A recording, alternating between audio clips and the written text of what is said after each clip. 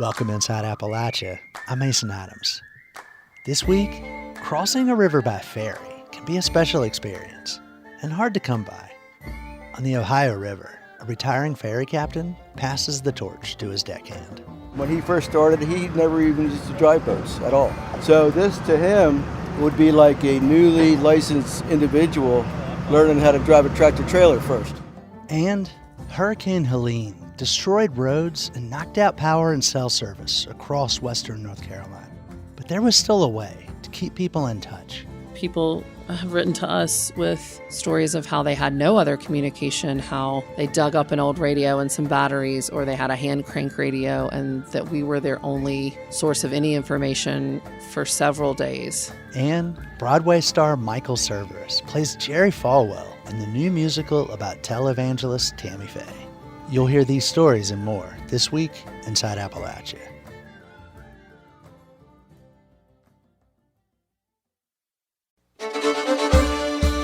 Welcome inside Appalachia. I'm Mason Adams.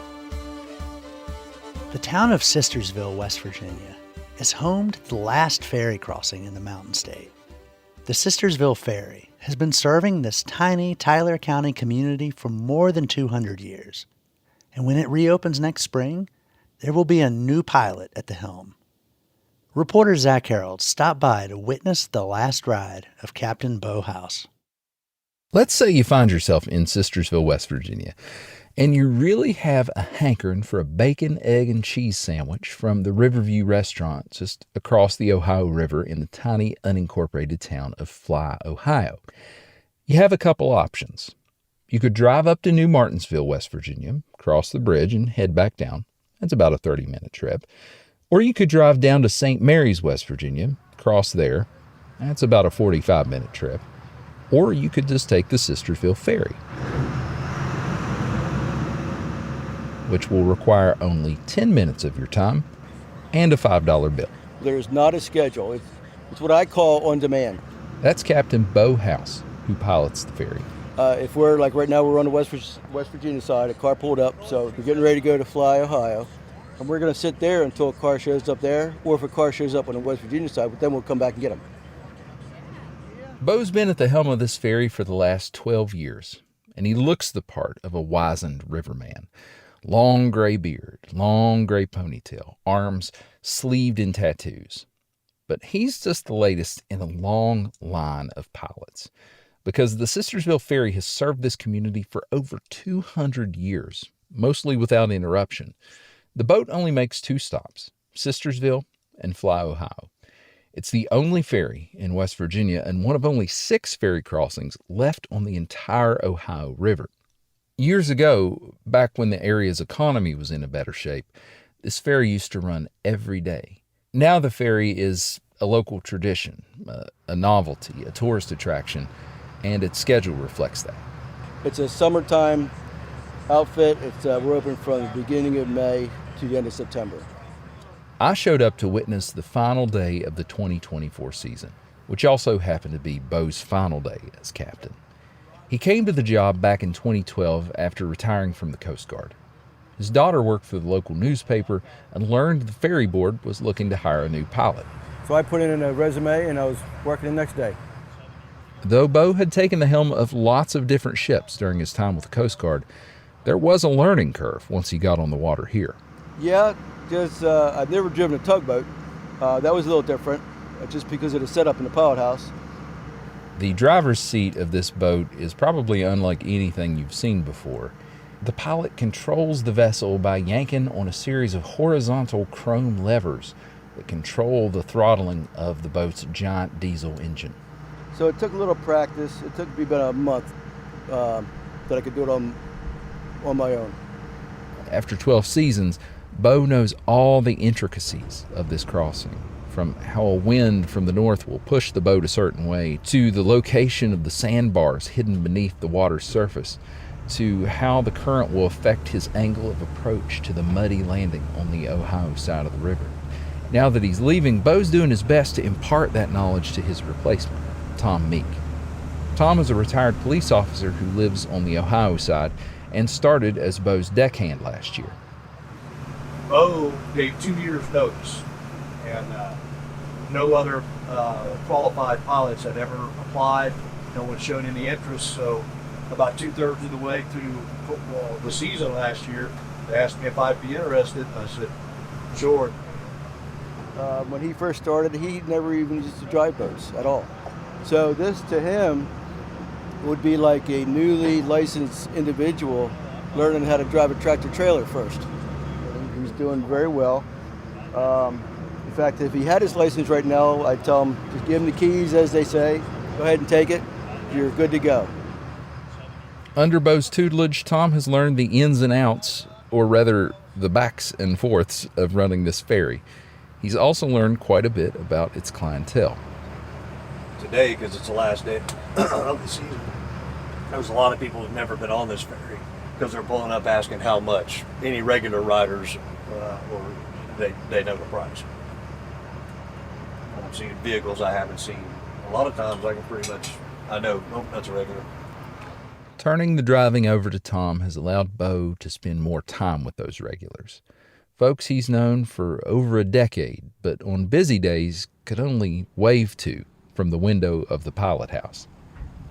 A red Ram pickup pulls onto the ferry at the Sistersville dock. That's one. The Eastham family are regulars, and today they're headed to some property they own on the Ohio side. Once the truck is in park, daughter Kaylin and son Avery jump right out to talk to Bo. Their mom, Nicole, said at this point, he's basically part of the family. He's known my daughter since she was just a baby, and he knew Avery before he was born. I mean, I've been riding. I rode when I was pregnant with Avery, so he's literally seen him grow up. And you see now he'll be 11. And his sister was in a little booster chair in the back seat. She handed $1 out, her little arm out the car window and say, here you go. And, you know, I just enjoy watching families grow, talking, watching the kids grow up. I like the kids like coming up in the pilot house and steering, pretend they steer the boat. Bo's personality has contributed a lot to the popularity of people wanting to ride the ferry. That's ferry board member Helen Busell-Acosta. She came down to ride the ferry one last time before it closed for the year, just over to fly and back. And she wanted to wish Bo bon voyage. He's just got a great heart and a wonderful smile, and comes down and gives bones to all the dogs and candy to the kids, and he makes you feel happy to be on the boat. You know, that gives me a good feeling that I guess I did an okay job. The sky is overcast and drizzly, and business is slow as Bo's final day comes to a close. But the ferry has one final run to make. They have to go back over to Ohio and turn the sign around so drivers will know they're closed for the season. Tom climbs down from the pilot house to give his mentor one final turn at the wheel. You know, when I retired from the Coast Guard, my wife asked me if I was going to be okay because I won't be on the water. And it turned out that I'm on the water, and I enjoy it. I don't know that I'll miss it, but I definitely enjoyed it while I'm doing it. For Inside Appalachia, I'm Zach Harold in Sistersville, West Virginia, and Fly, Ohio, and Sistersville, West Virginia, and Fly, Ohio.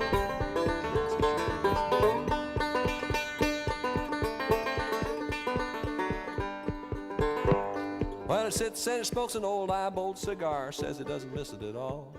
But he still goes out and he makes a few trips in the summer and then in the fall. If you're in southwestern Virginia in the fall, you might happen to hear this.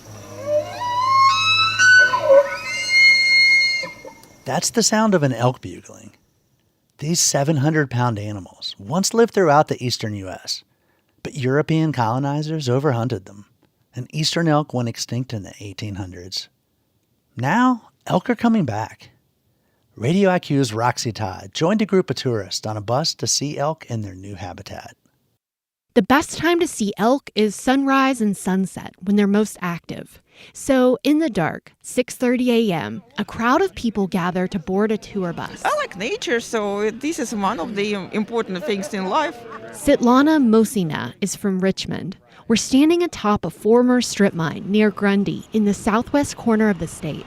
A bus pulls into the parking lot with a sign that reads, "Experience Appalachia's greatest conservation story."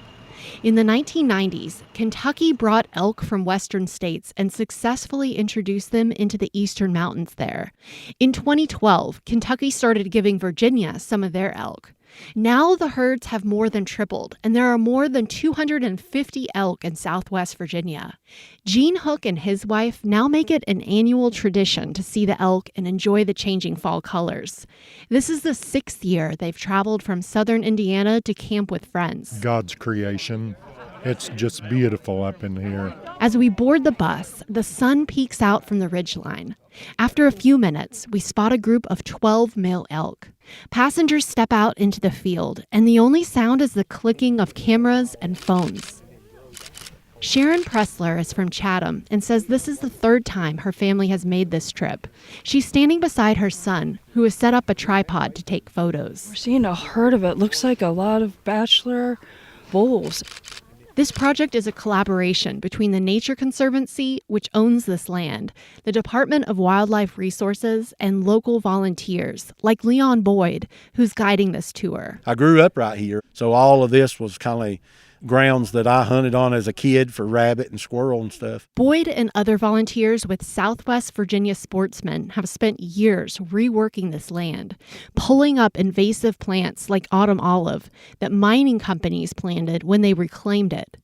Boyd's group planted native grasses that elk like to eat. And now, with just a little bit of effort and a little bit of work, we see the abundance of wildlife. By day, Boyd works for a drilling company, but his passion is bringing people up to these mountains. We find ourselves sometimes out here with folks that may be battling some issues in life, whether it be cancer or something else. Last week, they hosted a busload of people from an assisted living facility. And if you can give them a moment to just take the view in that we have this morning, or sit with them and show them wildlife, and just see the glow on their face, and you give them that moment of some relief to forget about what's going on, I think that's the most rewarding part of it. For our last stop, the bus driver maneuvers over gravel switchbacks to an incredible view where we can see into eastern Kentucky. A dozen small mountain ridges are below us, and there's a herd of elk. We hear the ethereal sound of an elk bugling in the distance. It's pretty quiet because my microphone was far from the elk. Here's a better recording by a videographer with the State Department of Wildlife Resources. That sound, absent from Virginia for 150 years, has returned. Boyd says these views never get old, but some things have changed for him. He's not as interested in hunting as he once was. And my dad told me when I was just a young man, he said, there'll come a time in your life you start to appreciate more things around you rather than just killing it. And I think I've reached that in life. Breaks Interstate State Park hosts guided bus rides during the spring, summer, and fall, and they fill up quickly. Last year, they brought 1,000 people from 17 states and 2 countries. The next bus tour will be in the spring when the elks begin calving. In Buchanan County, I'm Roxy Todd. Coming up, when historic flooding hit western North Carolina, Blue Ridge Public Radio stayed on the air. I speak with the station's news director, Laura Lee. You're Inside Appalachia. I'm Mason Adams.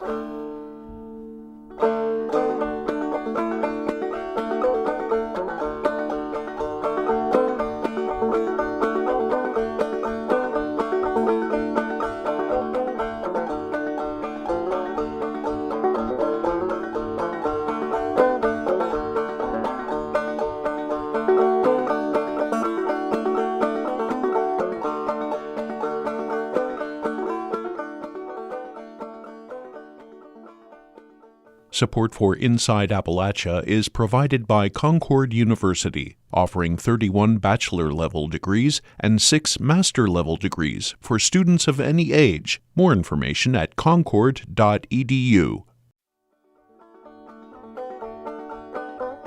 If you're in an area that's struck by a disaster, how do you get information? Especially if power and cell service have been knocked out. You might have to use an old-fashioned technology. The radio. Because radios work on batteries, and they don't depend on the internet or cell reception. That's what happened in western North Carolina when Hurricane Helene struck. Our partner station, Blue Ridge Public Radio, became a crucial source of information as the disaster unfolded. Laura Lee is BPR's news director. I spoke with her a few weeks after the storm. Hurricane Helene, it was expected, but I don't think it was expected to hit western North Carolina as hard as it did. Did you all have any indication this was coming? What preparations were you all able to make ahead of time? No, it's as you said, we had expectation of a storm. I think we thought it would just be another, bad storm, maybe a power outage for a day or two. Never dreamed of anything of this scale or scope. I don't think we could have possibly imagined that. And, we had heavy rain in the days leading up to the storm, so we knew the ground was already saturated. And I think that certainly made us a little bit nervous, more nervous than we would have been about another storm warning. But in terms of preparations, we really didn't think about it any more than we would any other storm. What was the moment where you knew this was going to be something more disastrous that had been expected? Was there one single moment, or was it sort of a cascade of things that happened? I think it was sort of a cascade. I had one reporter who was out in the southern part of our coverage area, so south of Asheville, Brevard, Henderson. And one of the pivotal moments for me was losing contact with him because the cell towers were down, and just literally not knowing where he was. And that stretched on for almost 3 days. So as a news director and as a human being, that was probably one of the sort of high stress pivotal moments when we were not able to get in touch with him and sending messages and not knowing if they were going through. And then we did lose power at the station. I wasn't physically here when that was happening, but we had to switch to a generator. And that was, as you might imagine, when you're on the air and those kinds of things happen, pretty chaotic. And so I knew when that happened that this was much bigger than we imagined. But honestly, at the time when you're so involved in it and things are changing so quickly, I'm not even sure even now 6 weeks later, or give or take 6 weeks later, that I've had a chance to fully think about sort of what those turning points were in those first few days where it was really intense. So there's no cell service, no internet. It seems like a water system was out. That's You right. lost power at one point. How were you all able to come together and make a plan to actually cover this storm? We were able to get the power restored pretty quickly. And where our studio is located, thankfully downtown, was one of the earlier places to get internet restored. So that made a big difference just in terms of the day-to-day work. We actually were able to open our doors to other journalists in the region and other journalists, national journalists who were in town. Our offices kind of became a workspace, if you will, for a lot of different media outlets because we were able to get power and internet back pretty quickly. It certainly changed our on-air dynamic. Probably a couple of days in, I realized that what we typically do as public radio journalists, which is very concentrated on storytelling and narrative, was not going to be the name of the game for the next week or two. And I said this to the team, we are really going to be a conduit for information because we were learning that radio is one of the only forms of communication that people still had. And at the time, the Buncombe County emergency response teams and other emergency response teams across the region were doing either daily meetings, or Buncombe County was doing actually twice daily briefings. So we just started to what we call hold air and stay on the radio upwards of sometimes past 12 hours a day to make sure that people were getting the information that they needed because the information was so critical to daily living. So things like, here's where you can find water. Here's where they're going to have MREs, meals ready to eat. If you need oxygen, I remember there was a period of probably a week where we were trying to help people figure out if they needed their oxygen tanks refilled, where they could go to do that. So it was quite a pivot. And then just in terms of the amount of time that we were on the air, we're not accustomed to staying on the air that long. And just, it was a completely different environment than most of us were accustomed to working in.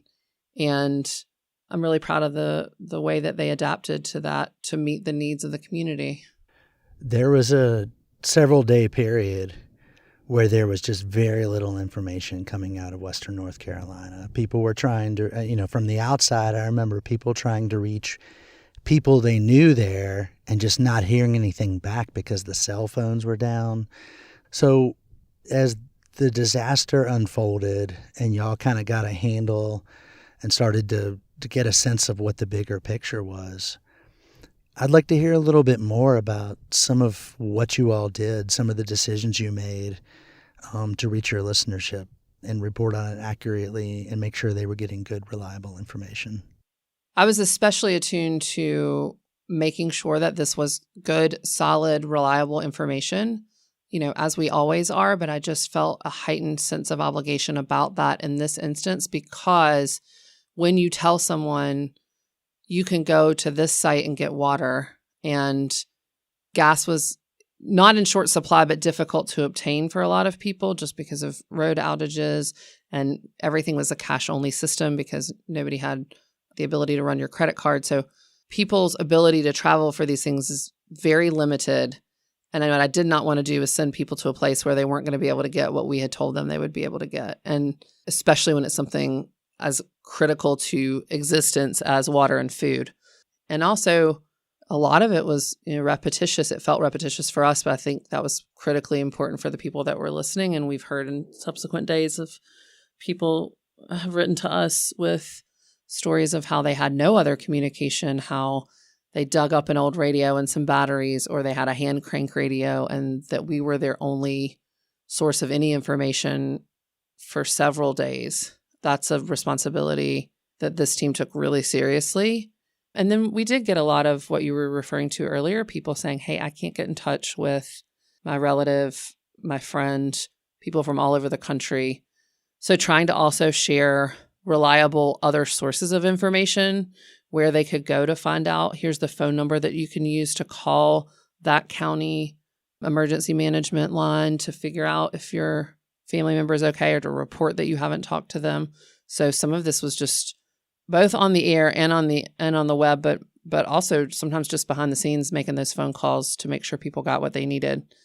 On the internet, it was quite a shift for us because we've really had to focus on digital news and increasing our digital presence. And that was not particularly useful at the outset because, as you said, no one had cell service and almost no one had internet service. So we had to make some pivots there. When we did sort of get back up and online and other people were able to read it, we were very fortunate through the North Carolina Local News Network, who pitched in and helped us in so many ways. I can't begin to thank them, but one of the many ways was that they connected us with some other resources, Blue Lena and Newsmatch, and a woman named Mel Kramer, who worked with us to get a text-only version of our site.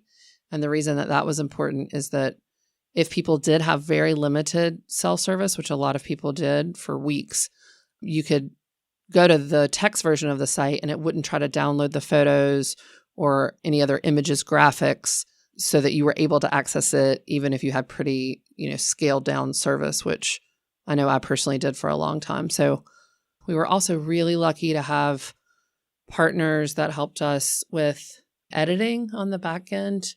We had an entire network of people from the Public Radio Network and from NPR who just pitched in and volunteered shifts to be available to help us edit. I know you're kind of still working through it. I mean, these weeks later, there's still damage. There's still a lot of recovery going on and will be for some time. Have you all taken away any changes that you made to cover this that you think you want to institute permanently? Yeah, several. I mean, the one that comes to mind first is our Spanish coverage. We, before the storm, had been having a lot of conversations and meetings and ideas and plans about Spanish language content. And we had soft launched our Spanish language part of our website called Estamos Aquí. And Jose Sandoval, our afternoon host reporter, had been translating some of our stories and had been doing some interviews in Spanish, but we really had not sort of ramped that up or rolled that out. And then He called me and said that someone from Buncombe County, I believe, had reached out to him and said, we need to get this information out in Spanish. Can you help us do that as well? And so he called to ask me if we could. And I said, yeah, absolutely. I don't know how he managed with all the other work that he was doing to do that, but he was putting together frequent updates in Spanish. So one of the byproducts of all of this is sort of our very unintentional fast launch of something that we planned to do, but sort of accelerated that timetable a lot. So BPR staff wasn't just covering the storm, it was living through it too. So how did you ensure that you and your team were getting what you all needed as human beings? Let me just say first, I think we're really lucky in the composition of this team. And, they're reporters, but they are incredible human beings, so compassionate with each other, so enthusiastic about this community. So I feel like we had a really great baseline to put us into these circumstances that none of them would have chosen. But like you say, we were dealing with the same challenges that everyone was dealing with, like not having water to flush the toilet. So having staff here bringing in bucket full of creek water until government started providing water for toilet flushing.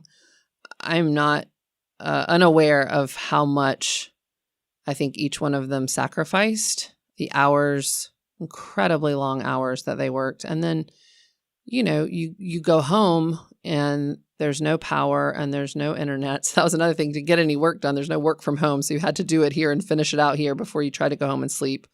We had air mattresses set up here, and I would say people slept here, but, it was sort of piecemeal that they slept at all.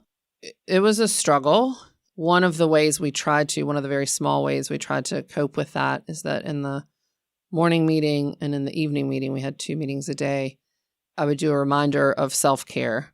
And I think sometimes that sounds like a bubble bath. We certainly didn't mean it in that way in this context, but I said, you've got to figure out what it is that's going to be your self-care for today. And if you feel comfortable sharing it, we'll go around and you can say what it is.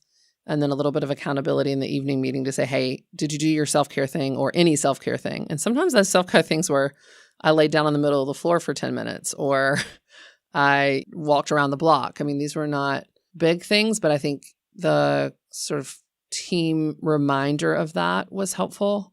And then a lot of grace for each other, when you haven't showered, and it's probably the longest I've ever gone in my life without showering. When you haven't had a shower and you haven't slept and you're dealing with really traumatic circumstances from sources all day for, 18 hours a day, you just have to be really especially kind to one another. Do you feel like you've taken any wisdom away that you can share or encapsulate? I take away a lot of gratitude because, you can sit in a studio behind a microphone and not really know who's hearing you, if anyone is hearing you, if it has an effect. The response that we've gotten from this community has been absolutely overwhelming. The gratitude that they have for getting this information, and some of it is getting the logistical information, and some of it they've described as just feeling connected, that they didn't know what was going on in their community, and to hear stories from around the region really helped them get through the early days of this. Yeah, I feel really, really proud of the work that this team did and really proud of this community. I mean, the way people have come together at a time when, and we just did the election coverage, which we still did, even though we were right on the heels of all of this with the storm. You think about a divided country or a divided region, and that is true, and that's obviously been true in the political side, but just seeing so much that runs counter to that narrative on the ground here in terms of people helping each other has been really encouraging. And I think our little universe at BPR is a microcosm of what we saw going on outside of here. There's a lot of work still left to be done. There's a lot of assessment and accountability reporting that needs to be done. I told my team they get to rest up a little bit, but then it's back to the grind. And I'm just super, super proud of what they've done. Laura Lee, thank you so much for speaking with us on Inside Appalachia. Oh, thank you. That was Blue Ridge Public Radio News Director Laura Lee. Learn more about the station at its website, bpr.org.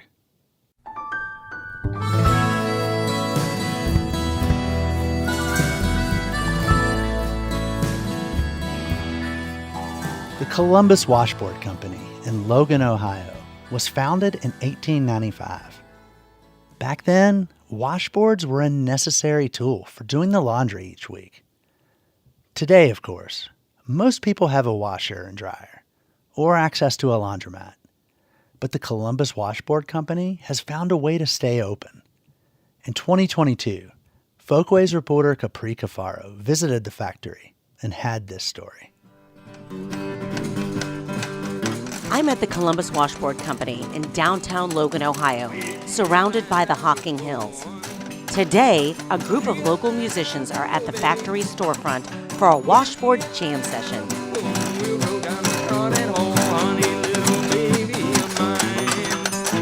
We have people come out of the woodwork to play washboards. We invite some, but the other ones just turn up. That's Jackie Barnett, a New Zealand native who's lived in the Logan area for over 40 years. Barnett is one of the owners of the Columbus Washboard Company. Below the storefront, in the basement, is where the washboards are made. In some ways, the factory floor looks more like an antique store filled with old machinery. Barnett shows me the machine that drills holes into the wooden legs of the washboard. The machine is original, from the early 1900s. The company was started in 1895, and these machines were introduced in the early 1900s. Next, Barnett takes me to the crimping machine, which manipulates the texture of the metal that will become the body of the washboard. One of the staff feeds a roll of stainless steel into one side of the machine. As the metal works its way through, the smooth sheet becomes crumpled like an accordion. Depending on the machine setting, the metal can also be impressed with a spiral pattern while it's crimped. Barnett shows me some of the variations. This crimp is called our double handy crimp. One side of it is coarse for scrubbing socks and blue jeans, getting grass stains out of them. The other side is soft and rounded for your lingerie. And this was used many, many years ago, and it's still used today. The original purpose of a washboard was, of course, to wash clothing. But over time, the humble washboard has taken on many roles. Some people use washboards as decoration in their homes. And as a matter of fact, I have 3 Columbus washboards hanging in my own laundry room. Another popular use for the washboard is as an instrument. And it's used in all kinds of music styles, including country, jazz, jug band,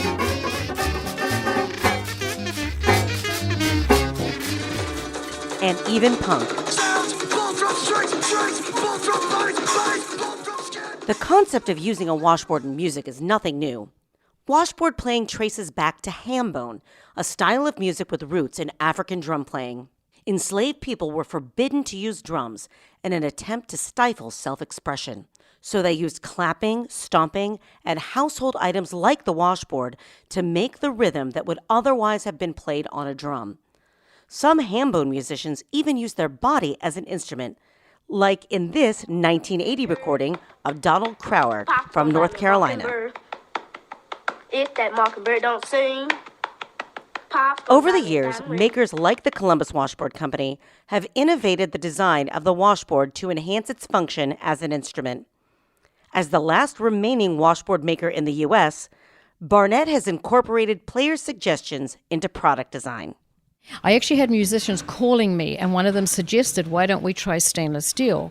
At the time, the tin that we were using was very thin and would wear out. And so we also introduced a heavier gauge galvanized metal. Not only do different metals vary in durability, they make different sounds too.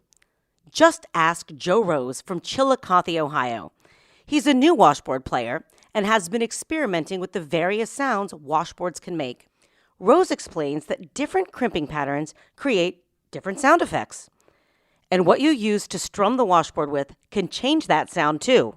Usually you need something metal to magnify the sound to it. And depending on the type of metal it's made out of, it's going to make a deeper or, more bright sound to it. And there are lots of metal tools to choose from, like thimbles, whisks, banjo picks, and even shotgun shells. Rose picks up a metal whisk to demonstrate. This is the wavy crimp with the whisk.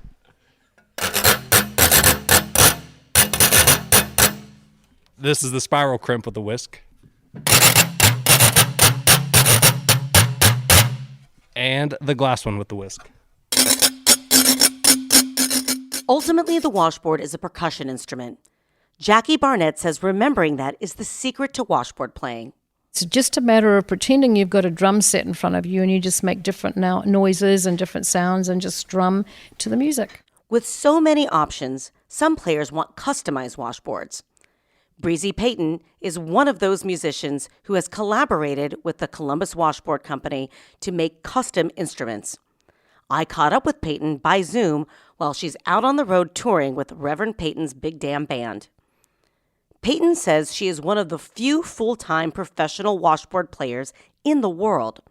Her passion for playing the washboard comes from her family's Kentucky roots. My Granny Fanny, which was my great-grandma, had one on the wall of her house growing up, so I'd kind of messed around with it a little bit. But I studied just a lot of drumming techniques to learn the washboard, and I listened to a lot of old jug band and blues music that had it. And Washboard Sam was one of my favorites. Washboard Sam was an African-American blues musician who was a washboard playing pioneer. He's such a legend, his washboard is on display at the Smithsonian. Influenced by giants like Washboard Sam, Payton, who's white, started playing used washboards she'd find at antique stores. Her first was a Columbus washboard. A lot of times these antique ones, they'd been used to clean clothes and stuff, so they were pretty worn out. So I was wearing through them really quick. And I was like, man, I should really think about just buying new ones. Payton reached out to Columbus Washboard when she was ready to buy her new ones, in part because using an instrument made in the USA is something she values. It was important to me to play an instrument that was close to home, too. And I couldn't believe that it was just down the street, really. In Columbus, Ohio, or outside of Columbus, where they made them. Payton chooses different kinds of washboards depending on the setting. When I'm recording, like in a studio, I generally use a brass washboard, but I use a galvanized or a stainless steel on tour because it gives me a little bit more volume. And the brass is a little bit softer, so it's better in a studio setting. Even though the stainless and galvanized steel washboards are made to be more durable, Payton still goes through a lot. I play a new one nearly every day because I wear through them because I play such an aggressive style of washboard. Payton isn't the only washboard player Columbus Washboard supports. The company strives to make washboard music accessible to all. They helped establish the Washboard Festival in Logan, where people of all ages and experience levels can get on stage and play. The Columbus Washboard Company and the Washboard Festival have managed to capture the spirit of washboard playing, taking an everyday item and incorporating it into an art form. I like the idea of someone, doing this monotonous task of doing their laundry and wanting to entertain themselves and singing along and banging on that washboard as they go along to make, a monotonous task a lot more fun. For Inside Appalachia, I'm Capri Cafaro in Logan, Ohio. I've been dreaming about a night like this. I've been dreaming about your sweet kiss, but it won't happen if we ain't on the phone. That story is part of our Folkways reporting project, which covers arts and culture in our region. You can find more Folkways stories at our website, wvpublic.org.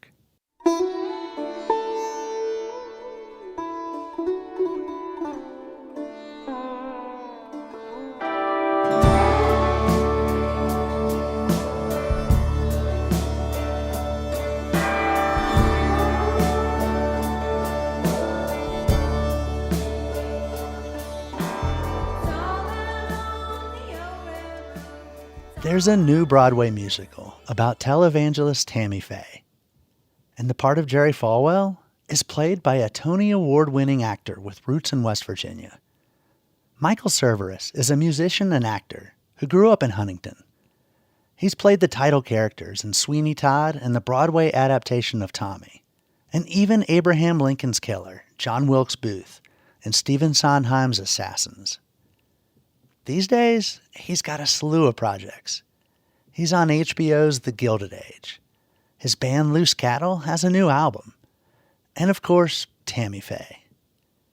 Back in October, producer Bill Lynch spoke to Cerverus about his musical path from West Virginia. Musically, your career is a lot of different ways. You've got the Broadway, you've got Loose Cattle. Your father was a music professor, and I believe your mother was a dancer. So what did you grow up listening to? From them, and especially from my dad, I grew up listening to a lot of classical music and a lot of Stephen Sondheim. He introduced me to Stephen Sondheim's music for the theater, and I remember sitting in the living room and him having the Little Night Music vinyl LP out and talking me through what was happening in the different songs. And on my own, I was discovering stuff from the radio, which at that time was the only way you discovered anything. I caught on to a lot of things like The Who and stuff sort of later than other people because I didn't have anybody at home sort of showing me that stuff. I also worked at the National Record Mart downtown in Huntington. And so I just spent all day around records, and I would judge records by their covers. And that was how I discovered the first live Genesis record, that very first one with Peter Gabriel, because it had this really cool cover. So my collection was from the beginning pretty varied. The one thing I didn't listen to a lot of was country, which it's funny that in later years I've kind of circled around to that, and that's now informed a lot of where Loose Cattle started, definitely, because we essentially just did covers of older country stuff. And it's really, this new record is the first one that we wrote the vast majority of the music ourselves. I'm kind of reclaiming a lot of the music that I grew up listening to, and that really is the seeds of Americana. Just nobody was calling it that at that time. And also, I was always trying to bring music home to my dad to convince him that, there was value in popular music. So like, Kansas had a fiddle player or a violin player. So I would say, Dad, look, he's playing classical violin. And he's like, yeah, that's not classical violin. Or I'd bring Emerson, Lake and Palmer's pictures at an exhibition and say, look, they're playing Mussorgsky. He's like your guy. And he's like, yeah, why don't they just play Mussorgsky? I think that's probably where my prog rock bent came from, because I was trying to find music that was intricate enough for my dad to feel like it was valid. And I don't think I ever convinced him, really. So Loose Cattle, talk more about that and about how that began. I'd had a bunch of bands for years, starting, in junior high and then through college. And then when I got to New York, where I was writing music and always trying to teach it to a new bunch of people to play. And the membership of the bands would change sort of gig to gig the way it often does. And I'd kind of gotten worn out from the grind of doing that and the sort of not quite getting where I wanted to get with any of it. And the frustrating thing I found often was that by the time you had done all of the getting people together, teaching them songs, rehearsing them, booking a show, trying to get people to come see it, by the time it came to actually getting on stage and playing the part that I actually liked, making music with people, I was just exhausted and was sort of the one person that didn't get to have a good time because I was just too tired to even be there. So Kimberly Kay and I were dating at the time. She had grown up pursuing being a performer, and then college was really discouraged by her teachers there and was simultaneously encouraged to be a writer.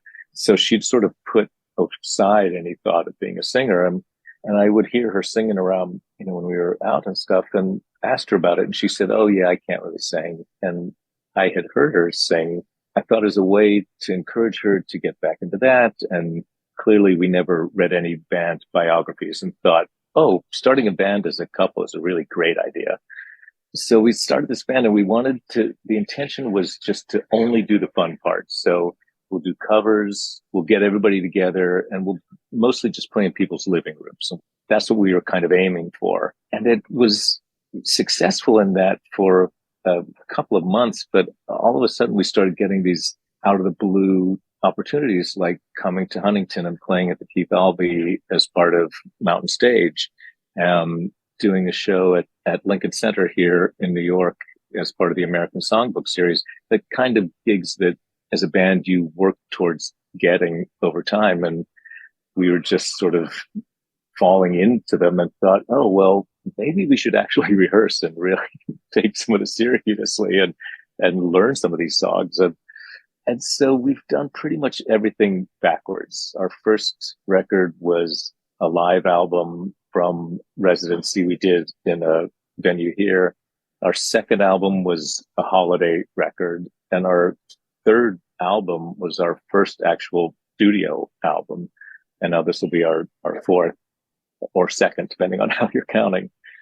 I think the main thing that going into it that way has sort of left us open to changing and refining and discovering who we are and what our sound is. And it's changed some because it began in New York. And then I was spending a lot of time in New Orleans. Kim and I split up, but the band survived. The New York version of the band kind of faded away because we weren't playing the kind of shows where we could afford to fly everybody down every time. So we started playing with guys down there and really kind of found the band and found the sound down there with these guys. And the reason I think we started playing country covers from the beginning was that they have such characters and such stories. And both Kim and I had been involved in theater and stuff. So I think that appealed to us as songwriters and singers too. So you have a new Broadway show, Tammy Faye Baker, right? The one and only. Yeah. Oh, okay. So yeah, how are you involved in this? I'm going to be returning to Broadway for the first time in 7 years. I haven't really done any theater except for a Christmas Carol in Pittsburgh for a couple weeks, past couple years. But I've been doing more television and film, which I've been really enjoying. But I'm coming back now to do this Broadway show. I mean, I've played a lot of villainous, divisive characters before, but I'm probably playing the most villainous, depending on who you talk to, and divisive character I've ever played in Jerry Falwell. And it's the story focused on Tammy Faye Baker's life, but obviously it's a lot about Jim and Tammy. It looks at Tammy as a woman who is really sort of marginalized in her own story because of being a woman in a man's environment. And also looking at the fact that she did, for all of her flaws and failings, she was very important in trying to make her idea of the church as a genuinely inclusive place, especially for members of the gay and lesbian community. And during the time of AIDS, when it was really difficult to say that she really did live up to that. And it's the reason why the gay community in general sort of embraced her and embraces her, to the memory of her to this day. On one hand, it's a crazy, satirical, campy kind of glitz and glamour Broadway show, but there is a lot of dark, serious kind of, because it's also telling the story of how the religious right entered the world of media and politics in that era. And I'm very curious to see what the tone of the show is ultimately when we finish putting it together, and then what it's like when we start putting it in front of people. And I think there's a great possibility that the reaction may be determined a lot by what happens in November. So we'll see. That was actor and musician Michael Cerveris. Tammy Faye is set to close in December. Loose Cattle's latest record, Someone's Monster, is available now.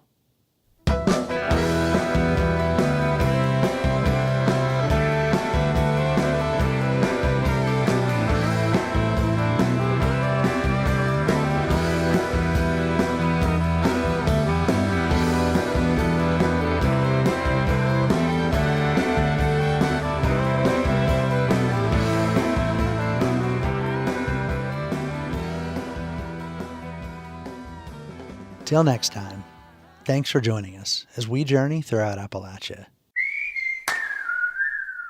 Our theme music is by Matt Jackford. Other music this week was provided by Sierra Farrell, John Hartford, Tim Bing, Jeff Ellis, Tyler Childers, and loose cattle. Bill Lynch is our producer. Zander Alloy is our associate producer. Our executive producer is Eric Douglas. Kelly Libby is our editor. Our audio mixer is Patrick Stevens. We had help this week from Folkways editor Nicole Musgrave. You can find us on Instagram @InAppalachia. You can also send us an email to insideappalachia@wvpublic.org. Visit wvpublic.org/InsideAppalachia to subscribe or stream all of our stories. Or look for Inside Appalachia on your favorite podcast app. Inside Appalachia is a production of West Virginia Public Broadcasting.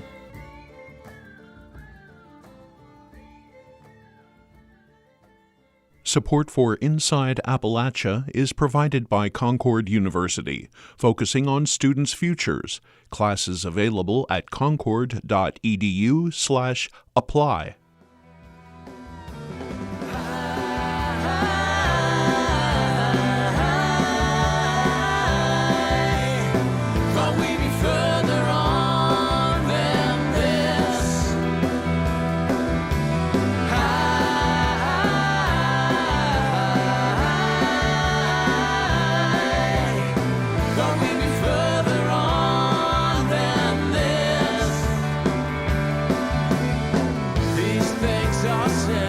Try